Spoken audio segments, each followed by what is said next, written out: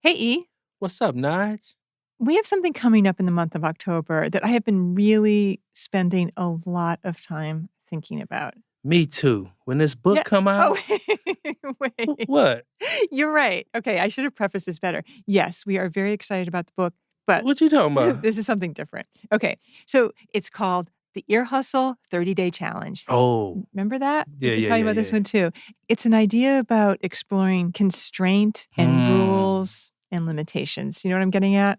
What you talking about is basically living on someone else's term, Nige. Yeah, That's a exactly. big part of being in prison. Yep. And over time, that discipline really changes the way you think. Yeah, and so this project is not about trying to exactly replicate prison because there's no way we can even come close to it. But the idea is to explore what constraint and rules actually do to a person. So for 30 days, a bunch of us on the Ear Hustle team are going to take on some of the rhythms and restrictions of prison life. We're going to attempt to eat, work out, dress, and shower according to San Quentin's rules and scheduling.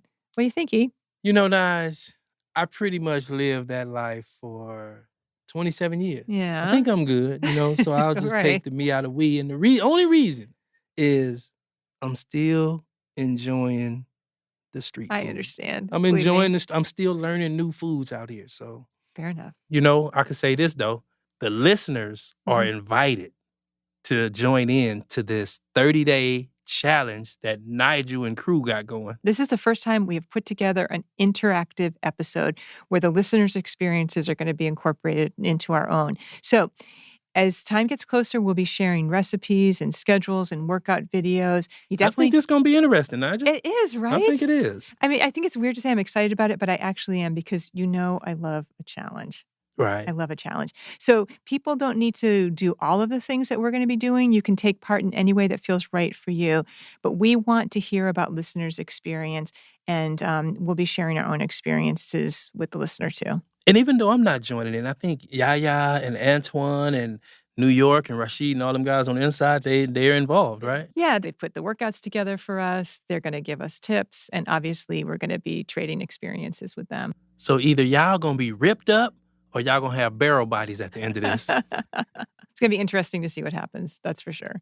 To find out more and to take the challenge with us, go to earhustlesq.com/challenge.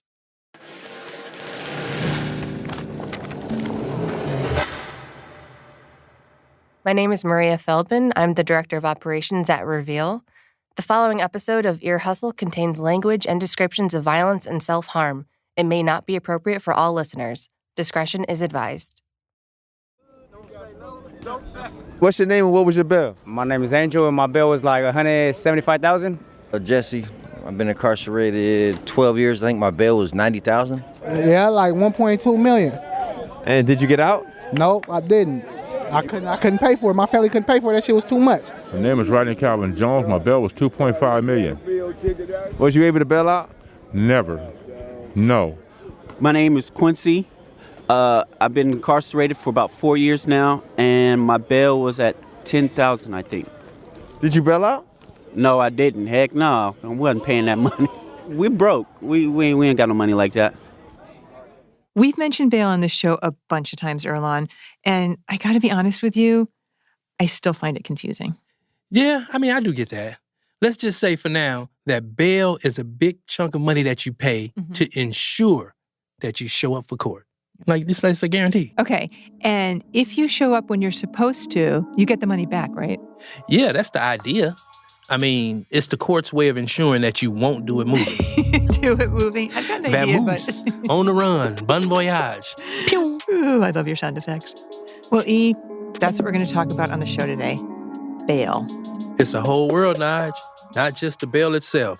You got the bail's bondsmen, you got the bounty hunters, the family who put up the money on your behalf. Right. All these people who are trying to make sure that you show up in court when it's time to face those charges. And it can also refer to a period of time, like being out on bail. It's a weird kind of limbo zone. I mean, you're sort of free, but you're sort of not. The threat of prison is just hanging over you. Like kind of a purgatory. I'm Nigel Poor. And I'm Erlon Woods, who had a $1,565,000 bail. Whew.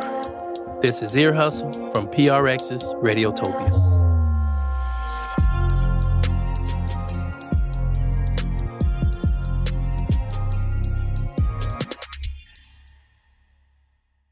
At the top of the show, we were hearing from these guys inside San Quentin who had these crazy high bails. I mean, like hundreds of thousands of dollars.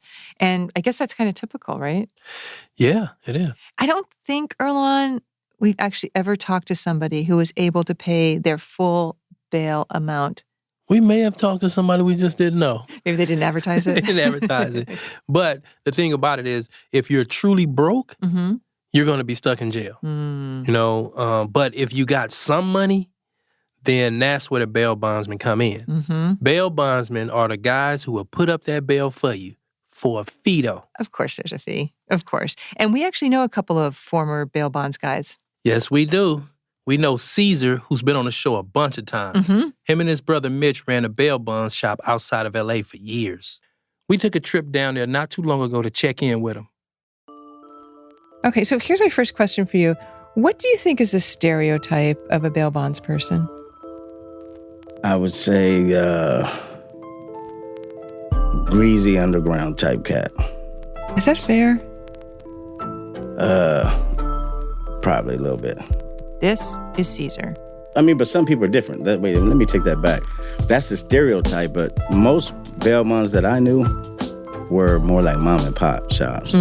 Most of them were up and trying to help people. I mean, I know you, so don't be offended. Sure. When I think of bail bonds people, I do often think of, I don't know if I could. Weasels? Weasels. A little weaselly. But you got to understand this, though. They kind of have to be that way. You have to look at the element that you're dealing with.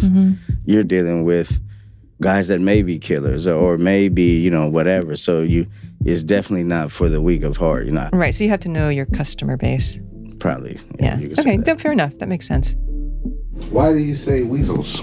That was Mitch, Caesar's brother, jumping in from the background. I said weasel. You said weasel. No, because I guess, it's a good question.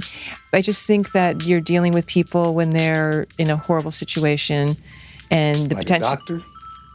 Like a doctor? Horrible situation, doctor. I think there's probably a lot of Weasley doctors out there too. But no, I know. No, push back. I think it is good to push back. But I do think that is the general perception. Yeah. But I think that's not this perception. I think the people that utilize bail bonds, they're there when you need them. A bail bondsman is like a doctor. You want your bail bondsman. You don't want to just run to any bail bondsman. And a lot of people build a relationship with their bail bondsman. So people that utilize bail bondsmen will know that their bail bondsman is their friend. I mean, if you know your heart's bad, you should know you get a doctor, a heart surgeon. Should everybody have a pre-relationship with a bail bonds person just in case? If you're a criminal. I mean, yeah. There's been people that come in and put the money down and just in case. Yeah. You know, there's people that give you tips. Are you serious? Man, I've seen $40,000 tips. Oh my God, Earlonne. If you're giving a bail bondsman that kind of tip, that is definitely a long-term relationship, right? Indeed. I mean, you know that this is your life. This is where you're gonna need some bail bondsmen. Mitch told us about this one group of cats he used to know in just this kind of way. They would get a job fixing your house. They'll come and lay a concrete slab or whatever they do, and then they turn around and come back and rob you. You know, that's what they do for a living. You have to have a good bail bondsman. You know that they're going to be committing crimes, and so you're setting up a relationship with people who are going to be ripping other people I've never off. bailed nobody out that didn't commit a crime. Yeah, but you see how that's kind of complicated? But in the same note, they deserve service too, right? So if you look at it, everybody deserves, hold on now, we're in this liberal world. You guys come from it. Everyone deserves a second chance.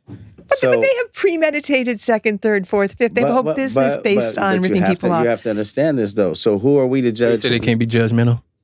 Who are we to judge them? Have you ever thought about just like not doing crimes? No.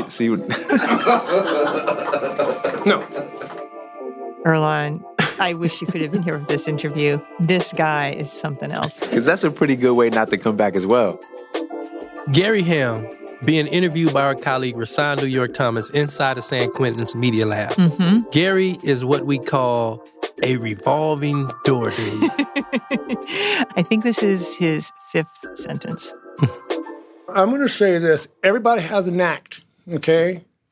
He might work on cars. He might be a painter. But you know what I'm saying? I sell drugs.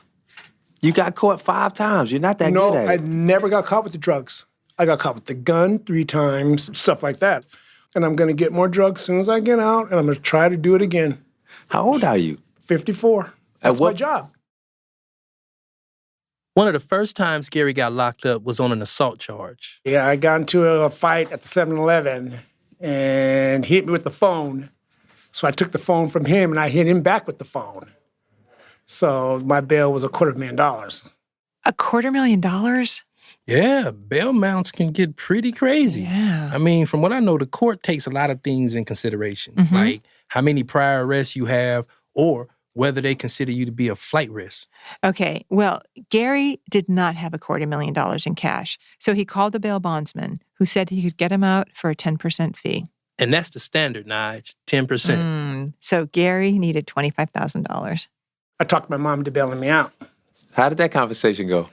We went back and forth. She said no at first. I kept staying on it. I'm the baby of 11, so she's not going to leave me in there anyway. I already know that. So eventually she talked my dad into going and get me. Now, the guy who I had her bail out on was, I guess, one of my constituents because we used to sell him crack cocaine. He was the bail bondsman. She had to pay the $12,500 cash off top. Okay. Then the payments for the rest of it, I'm giving him crack cocaine for it. Okay, so let me get this straight. It was $250,000. You needed $25,000. He let you out on $12,500 and crack cocaine every month. Yes.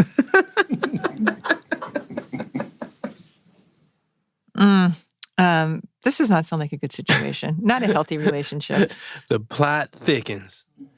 The bail bondsman also needs some kind of collateral, though. Right. So something to guarantee that Gary won't, what did you say?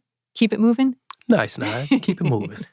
So Gary Mom's put up her own house as collateral. Now there's a lien against it. Right. The bail bondsman is legally allowed to take her whole house if Gary skips out on the court date. And knowing Gary, the little bit we know him, you think that's what he's going to do? He's finna do it moving. My mom calls me. She goes, what are you doing? I go, nothing. I go, I'm on the run. She goes, what do you mean you're on the run? My house is up on this. She goes, Gary, they're going to take the house. I go, Mom, find the money. She goes, you don't care? I go, of course I care, and I love you. Whoa, what do you mean, Mom, find the money? Find the money. $250,000? Find the money. Find it where? I don't know. I'm on the run. I can't find the money. You talk to your mom like this? I love my mom, but she has to find the money. For the love of God. Oh my God, Erlon, this guy is mercenary. I mean, you and I weren't in the room at San Quentin when this happened, but Christ. Yeah, we'll be squabbing if he was in my family. Like, yeah. I know, who treats a mom like that? I don't know who treats their mama like that. Him? Man. So it was New York and our producer Bruce and a couple other guys, and everyone was cracking up like, man, isn't this funny? But when I heard the tape, I was really shocked and frankly a little bit pissed off. Yeah, I'll say this though. New York did push back a little bit on him. Yeah, a little bit.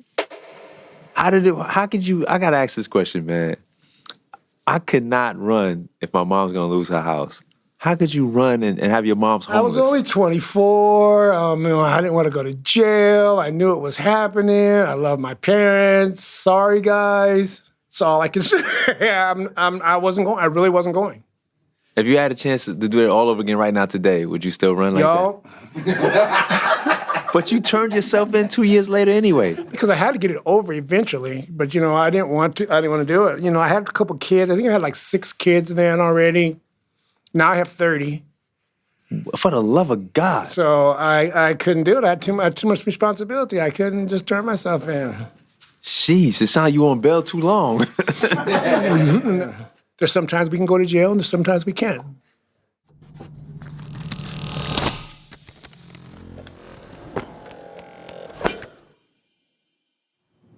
If you couldn't have gotten bail, what would his situation be? He was in school. He had to graduate. And if he would have been sitting in that jail, all that could have been gone. This is Tanisha. Her son, Damari, was a student of a friend of mine. Is he the type of kid that could have survived in jail and figured it out? Hell no. Hell no. Not mentally. Nope. Nope. Nope. Nope. Not in there. Nope. So you had all those fears too. Yep. I already know what's going on up in there. Nope. Hell no. Excuse me, but nope.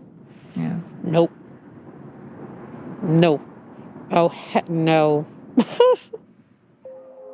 Damari got arrested after the cops pulled over the car that he was driving with some friends. Damari got scared and tried to flee, but the cops stopped him. Then they discovered a gun inside the car, and Damari was taken into custody. He was like, Mom, can you please come get me? I was like, it's not that easy, baby. And he was just like, I don't want to be here. And I was like, I know. So he gave me his charges. And as soon as they said it, they said his bail is $125,000. Yeah, I dropped down to my knees. I just was like, what the fuck I'm gonna do? What I'm gonna do? Where the fuck I'm gonna get that money from? Excuse my mouth, but that's what was going in my head. And I just cried even more. All I can think is, I just need to get them the hell up out of there. It's hella stressful, Nige, you know, a parent in this situation. I mean, you're going to do pretty much anything you can to get your kid out of jail. Oh, totally. But Tanisha didn't have any way of getting that full $125,000 for the bail. So she signed a contract with a bail bondsman. And that 10% fee came out to $12,500. Oof. So out of that $12,500, Tanisha was able to pull together $5,000. But that still left $7,500 she owed to the bail bondsman. So they came up with a payment plan. Every month, $320 for 2 years from now. So no matter what happens? No matter what happens. If the case is dismissed? Even if the case is dismissed. You stuck in that contract. Tanisha's situation is really common, especially in California, where we have some of the highest bail amounts in the country. Yeah, and basically this means that unless you're rich, you're either stuck in jail or locked into one of these fucked up contracts with a bail bonds operation. It's a situation where wealthy people just have a really different experience than those without a lot of resources. And there's a lot of work being done right now to try to change the system. Definitely. But there's a long way to go. I gave up rent money. I gave up my savings that I was trying to save up for a car. I don't even really know what the hell I'm signing right now because I'm under so much stress. I just needed to get him the hell up out of here. Yeah.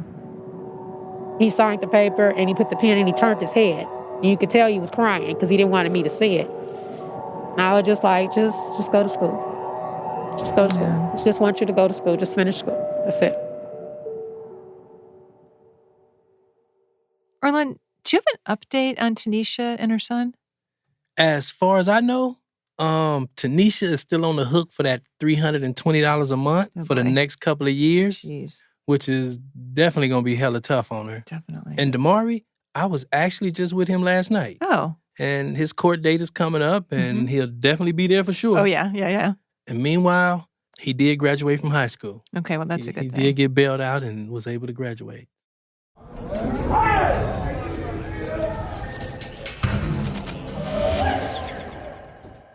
Gary Helm. So I listened to your interview. And now I'm here to be the badass and push back on you a little bit. Nige, I knew you weren't going to let this one go. You know me very well. I mean, I have to admit, I was fascinated by how unrepentant this guy was. And I just had to talk to him myself. I had to witness this. So can you just tell me your story? Like, give me your story about bail in 60 seconds. I got busted. I needed to get out of prison. I didn't want to go back to prison. I was on parole. I made my mom bail me out. She didn't want to. I ran. How did you do that to a mother? The person that went through all this pain to give you birth, brought you to this life. I didn't want to go to prison. Sorry, Mom. But didn't you worry about what was going to happen to her? Yes, I love my mom. Wouldn't a lot of people say, I got to put my mom above my own freedom? Probably. You have no regret about that? No. I'm going to be bad because I am bad. I'm going to continue my life. You're really tough. It's hard to crack anything in you. No, it's just that I know who I am, and I am who I am. Yeah. I'm semi-narcissistic, self-absorbed, want to be in charge of everything. That's it. That's just who I am. Will you ruminate on this conversation later, or No. once it's over, it's gone? It's gone. I will. You will? Of course I will. Oh, I won't. Aha, I just saw a tell. You do have nerves. I see what you did to that little thing you're holding. So, Earlonne, this is something I have observed a lot in people. When they are nervous, they take whatever they're holding, napkin, Kleenex, paper towel, and they start twiddling with it, folding it, moving it around, breaking it down. Gary had this paper towel, and he was totally just fiddling with it, like rubbing it back and forth until it was more like a stick. Things that I'm not people nervous do. at all. It's wet. That says something else to me. I was just doing. I folded it like 30 times as we're sitting here Exactly. talking. Exactly. And then when I want to use it, I'm going to unroll it slowly. It's not going to tear. And then I'll wipe my brow and I'll do it again. That's Sorry, not nerve. that's a tell to me. Okay. That's a little broken moment, but I feel like I saw a little chink. Okay. Can you give me that? No. Can I just have that chink? Nah. I like me. I don't even like me. I love me. I love who I am. I am who I am. I'm not changing. Okay. Okay, there is one part of the process we haven't talked about. Basically, what happens to guys like Gary when they skip out on bail? The bounty hunters. Kind of like private detectives meet cops. These are the guys who will track you down and try to drag your ass back to court. And for a while, back when Mitch and Caesar were running their family bail bond shop, Mitch did some work as a bounty hunter too. Well, how does it feel to hunt people? It's an adrenaline rush. It's terrifying because every time you pull in front of a house, you don't know what's about to happen. You just have no clue because you're hunting something that thinks like you. It's not a dog. You're not hunting a pig or a bear that can raise up and roar. This dude can run. This dude can fight back. You don't know who this guy is because anybody, like my dad used to say, don't chase a dog into a corner because now it has nothing to do but turn around and fight. Mitch says there's pretty much 3 different kinds of people who become bounty hunters. You have the crazy ones, the gung-ho, the felons that are just down the row. Then you got the off-duty cops, and a lot of them start their own bounty hunting service. You know what I'm saying? Because they're good at it. And then you got the old man, and that old man is probably the baddest one of all of them. One thing you never do is get arrogant, get cocky, get lackadaisical. My partner, Big Rocky, he went into a house. It was a vandalism charge. The bond was $5,000, real small. Told him the whole time, don't get careless. Don't get too brave. Stay scared. Keep that fear in you, and it'll keep you alive. He got arrogant, thought he can catch everything, thought he was the baddest dude on the planet. He opens the door. He kicks open the door. He walks in, and this little bitty 5'4" dude grabs him from behind by his neck and just guts him in the stomach. And now he's shitting out of a bag and all that. And it's like, I brought him into the game. And I'm like, I told you, keep that fear, man. You have to keep the fear. Period. So once you pick them up, that you put them in your car, what is it like driving your car Man, with that's the someone funniest part of the whole thing. Everybody's cool. Everybody's cool. They know it's just a business, like shit. And you laugh. It was like, man, some people, man, I saw you guys over there that day, or whatever. And that's what's messed up because it's like, fuck, I want to let him go. Like, he's cool as hell, but I've never had nobody mad after they got caught. They knew what they would, they know the game they're playing when they signed up. Yeah. So has being in this business made you more sympathetic or cynical about people? I think the whole world's bad. I think Satan runs this world, this planet, and you got to skate your way through it. You know what I'm saying? So I met this guy we've been talking to who had his mom put her house up, and he ran. He said he knew he was going to run. He didn't care. Did his mom know? If she knew her son, she had to have known. I've never met anyone so heartless. Like They're all day. You meet people like that often? All day. All day, every day. And he said, he just didn't want to go to prison. He didn't care. Right. It really sucks for the mom. Yeah. You know what I'm saying? But That's not my problem. It's not your problem. But don't you hate hearing stuff like that? I hate it. I looked at when I did bail, I felt like I was just a vulture sitting there waiting for bad stuff to happen. And then nobody ever called to say, hello, hi, have you having a great day? It's always drama, just drama-filled, drama and drama. So you get immune to all that. Okay, so that goes back to my initial question, which you kind of pushed back when I said that a lot of people's stereotypes of a bail bonds person is that they're, I'll use your word, a vulture waiting for bad things to happen. But that's how every animal is. I mean, as humans, we're waiting for bad things to happen to cows so we can eat a burger. I mean, that what Pac say, I was given the world, I didn't make it. This is the law. This is the law to help you. Mitch told us about this one time. He helped bail a guy out whose grandmother had agreed to put up the money. The lady got him out. 3 days later on the news, they went back and tried to rob the grandmother whose house we was at, and they stabbed her like 36 times. They were all on drugs and stuff, and it was like, damn, I feel like, fuck, if we didn't get him out, but she co-signed for him. The person she got out was implicated her grandson. Ugh. And he was on the meth or whatever, speed or whatever that crap is. But so does that weigh heavy on you? I have a switch. I can cut it out. You know what I'm saying? It's sad. When it happened, I was like, oh my God, because they're showing on the news everybody that was at the house. That's the element you deal with.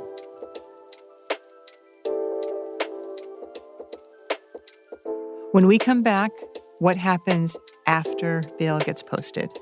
Purgatory. That's coming up after the break.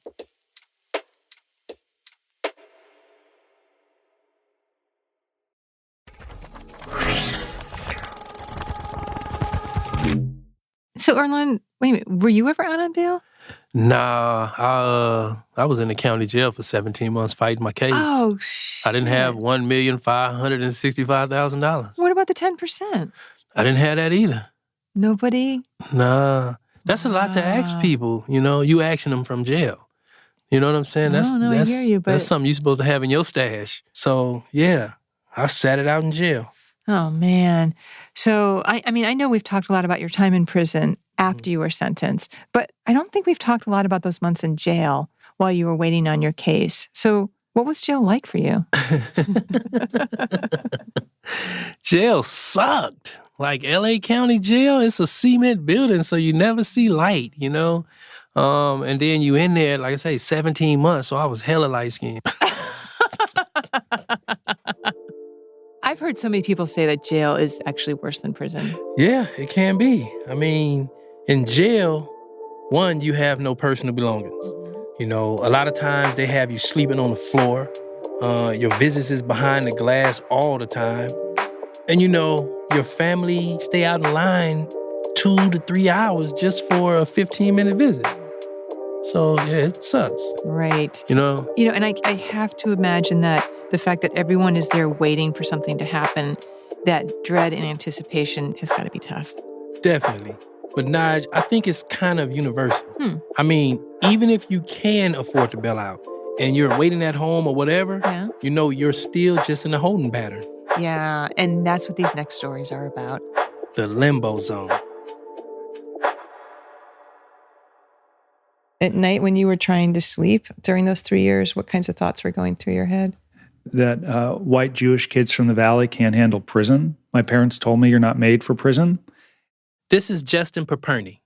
He was a stockbroker living a good life until he got caught up in some shady shit with one of his clients. Yep. And pretty soon, Justin got a visit from the FBI. He was under investigation for corruption. That investigation went on for a really long time. I mean, like years. And pretty much that whole time, he's just waiting for the axe to fall. The 3.5 years before I went to prison was the hardest part of the sanction because you're wondering and waiting what's going to happen. I struggled to sleep, so instead I would eat. I would leave my home in Sherman Oaks, and I'd go to the In-N-Out Burger at Van Nuys and Ventura with my Cocker Spaniel on my lap, and I'd get 2 double doubles, 2 French fries, a chocolate shake, and eat. My dog would have some of the fries. Then I'd go home and I'd play online chess all night and smoke. And then I'd go work all day, and then I would do it again the next day. What others, how did the world look to you? I loathed people who were successful. during that window, I used to look at my friends building businesses, getting married, having children, traveling to Hawaii, things that I was on a good track for because I was very successful in my career until I made these bad choices. I used to loathe and be so envious and jealous of my friends. I'd tell them, I admire you and so congratulations. And on the other, and in my mind, I'm thinking, gosh, that should be me. That should be me. And one of the things that made it hard for him was that Earlonne, he had no freaking idea what prison was going to be like. It was just this mysterious thing hanging over him. It's hella scary for people like Justin. Hella scary. He's not involved in anything. He don't have no homies in here. So for a cat like that, I know he was shitting in his boxers. Oh man, I'm sure he was. So what was different for you? For me, I was a part of a street gang. That was more of, I don't want to say it was more of my world, but that was more of my criminal world. You know, I was a part of this enterprise of people that had advice for me. You know what I'm saying? And some of that advice would be like, hey man, when you get to the pen, don't be borrowing no money from nobody. Don't be doing this. Don't be doing that. You know what I'm saying? So I had somebody that was there. You know what I'm saying? Don't be gambling on your ass and shit like that.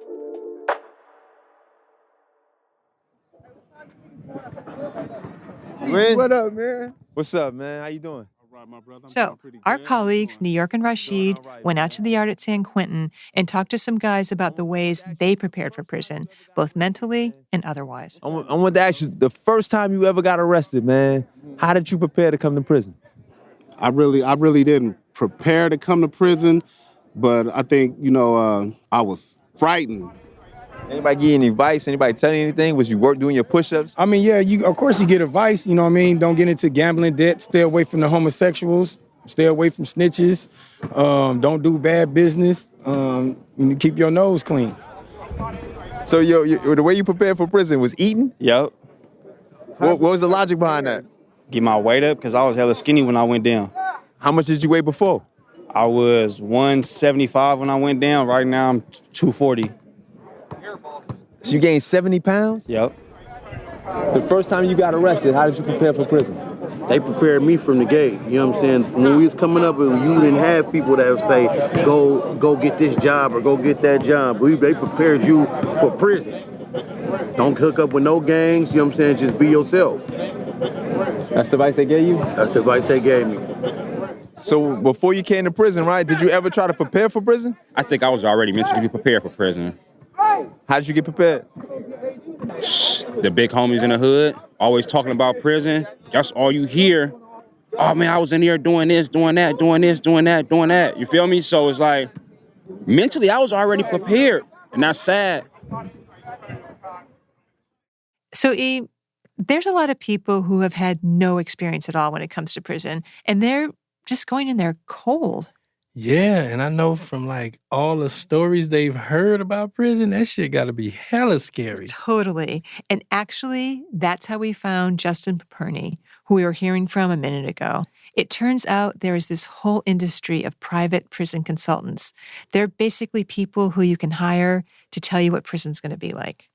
Basically, to pay for all that advice I got for free. Exactly. Justin spent just over a year in prison on that conspiracy charge. After he got out, he co-founded a company called White Collar Advice. It's for people who are facing prison sentences and just have no idea what to expect. What kinds of people are your clients? So our clients, you may be familiar with the Operation Varsity Blues college admissions cheating scandal case. Our team is working with 8 families in that case, so very successful entrepreneurs and business people who took some shortcuts to try to get their children into school. Never imagined they'd become immersed in the system or get raided at 6 a.m. with guns and FBI and helicopters. Many of our clients, the majority of our clients, are people whose name you'll never know. A doctor who engaged in overbilling of Medicare or paid a kickback to a marketer inappropriately. An accountant who checks some boxes on a tax return to have his clients pay less in taxes and gets turned in by an informant. And just like that, you're going to prison for 2 years for mail fraud. We're more used to dealing with the dingy collar criminals, Nige. Dingy. Not those white collar, crisp collar. Not the crispy whites. No. It's a whole different deal for those kind of people. Mm-hmm. I mean, first of all, making bail is not a problem for them. Justin clients aren't hanging out in the county jails. Right. And once it's time for them to go to prison, the prisons they go to are often pretty different. I mean, they're usually minimum security places. Yeah, the Martha Stewart type spots. But they're still scared. Probably. Because TV is so sensationalized, prison is so sensationalized. Rape, violence, dropping the soap, these corny jokes we've heard a million times, and they're pleasantly surprised to hear life in a minimum security camp or even a low, you're not going to find those sorts of violence.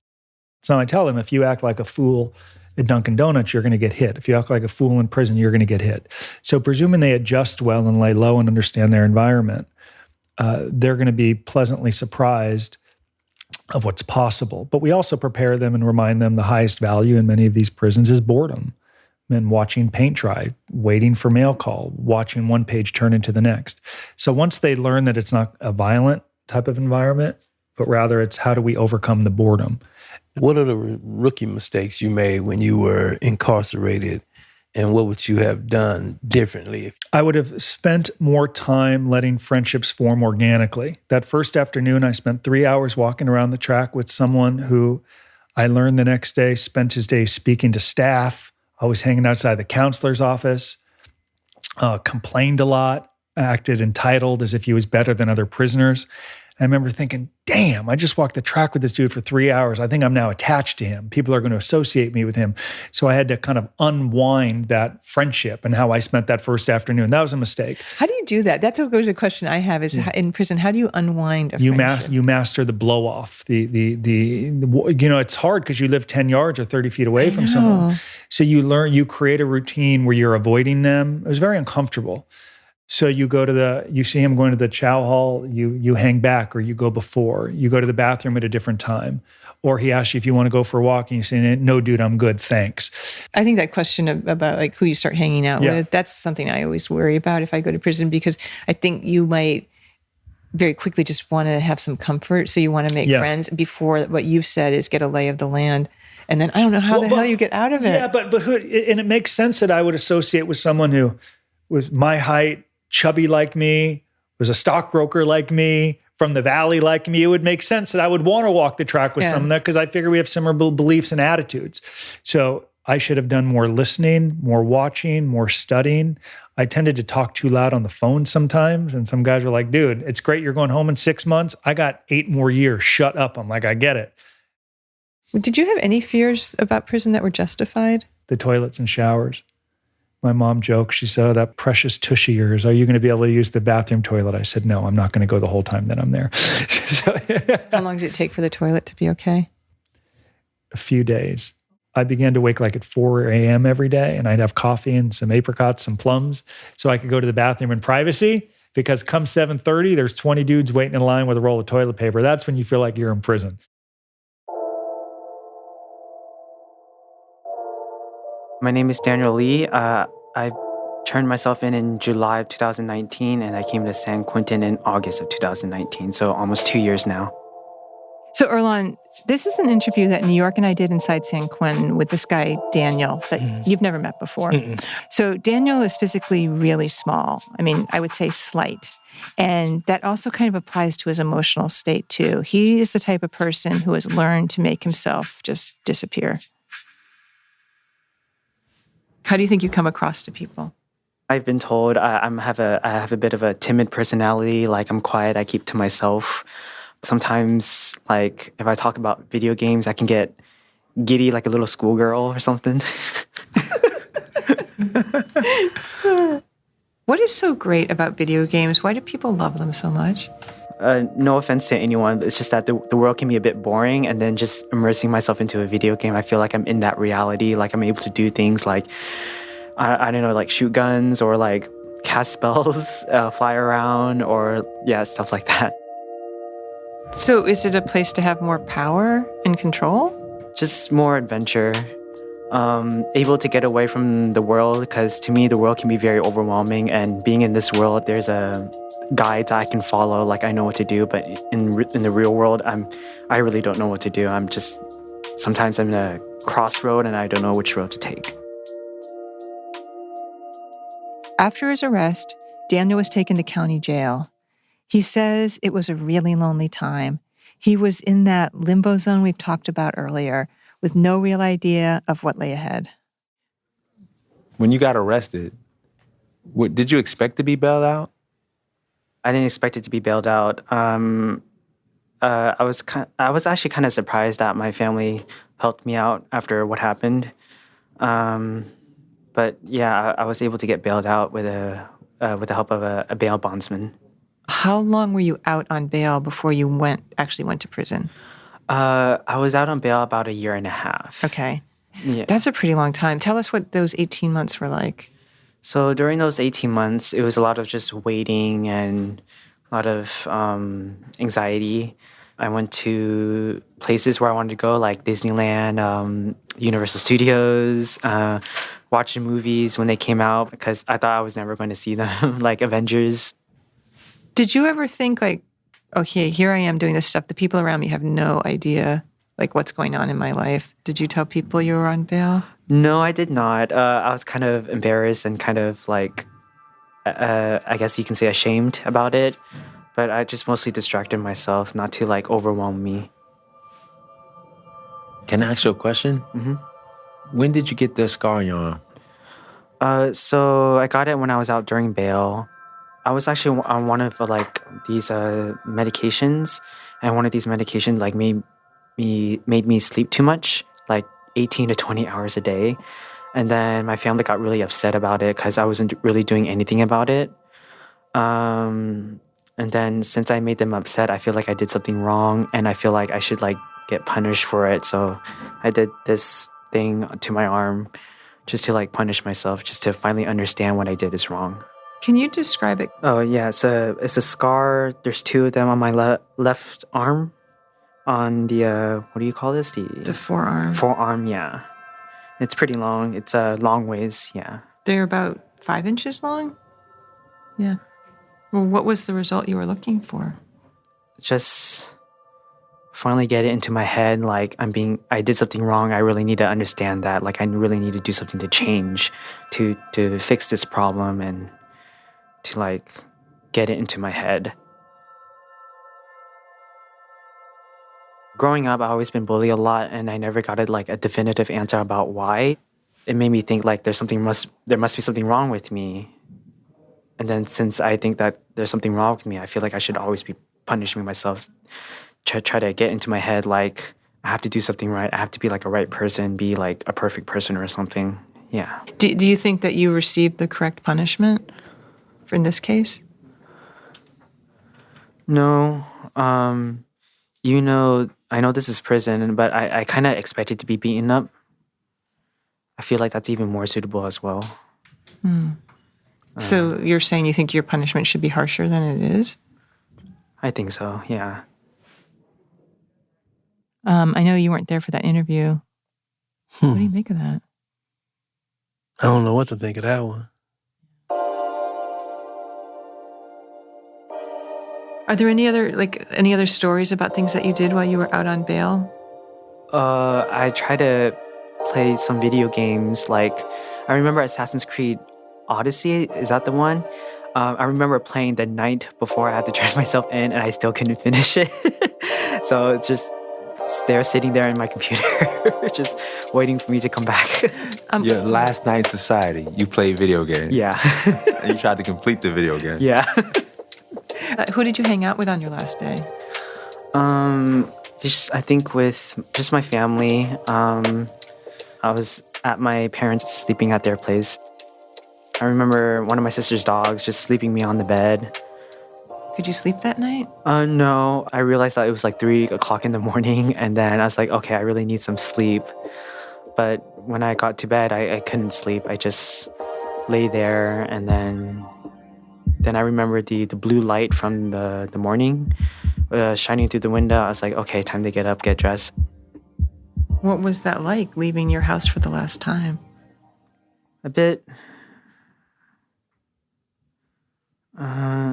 I thought I would be anxious, but I felt like, I guess I felt a bit numb.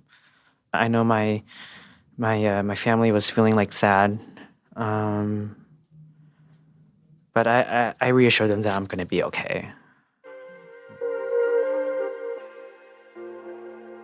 I remember this person contacted me once who was going to be going to prison. He was like 40 years old and he'd never been to prison before. And he wanted advice on what it was going to be like. And he was really scared. And the only thing I could finally think to say to him was, like, you will get through this. It's going to be hard. You're probably going to face things you can't imagine, but you will get through it. You just have to keep your mind on that other end. Do you think that's the right advice, the okay advice to give somebody? Definitely, I do. Sometimes that's really all you can say. And, I think there's some comfort in that.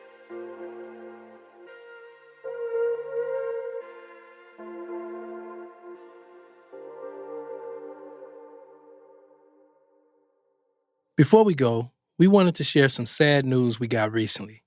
Our good friend Rochelle, who listeners may remember from an episode from season 5 called Tired of Running, recently passed away.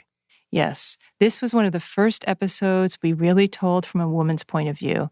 It's the story of Rochelle deciding to take her young son and go on the run to Mexico after her husband, Javier, got arrested.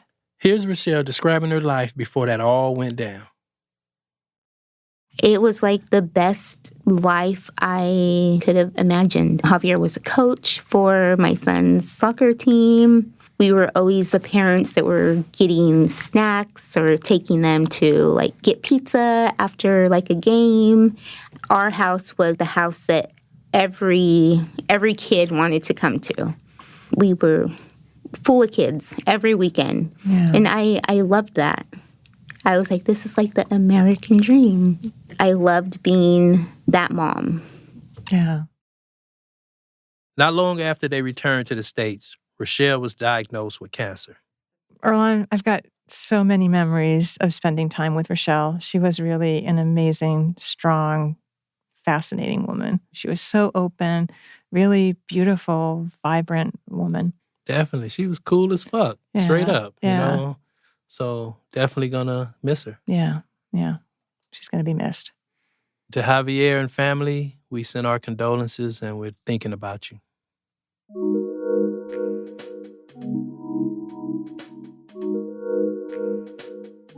This episode was produced by Antoine Williams and Amy Standen, with Earlonne Woods, Nigel Poor, Rasan New York Thomas, John Yaya Johnson, and Bruce Wallace. It was sound designed and engineered by Antoine Williams, with music by Antoine, David Jowsey, and Rashid Zinneman.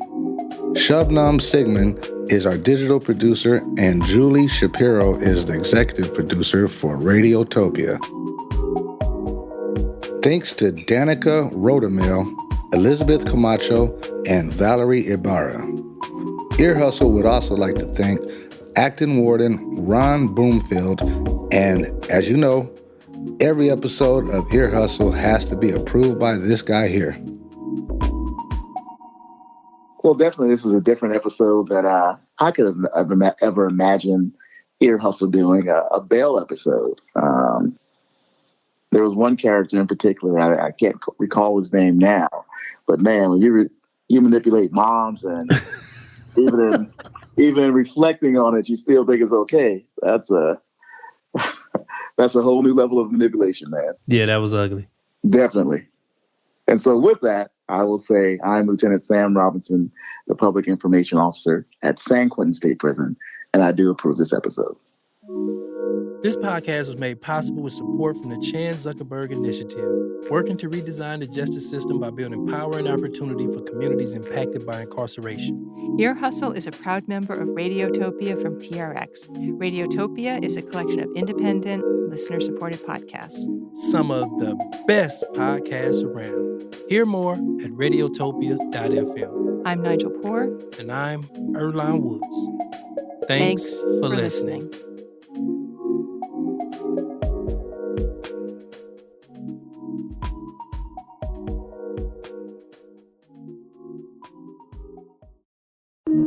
Radiotopia.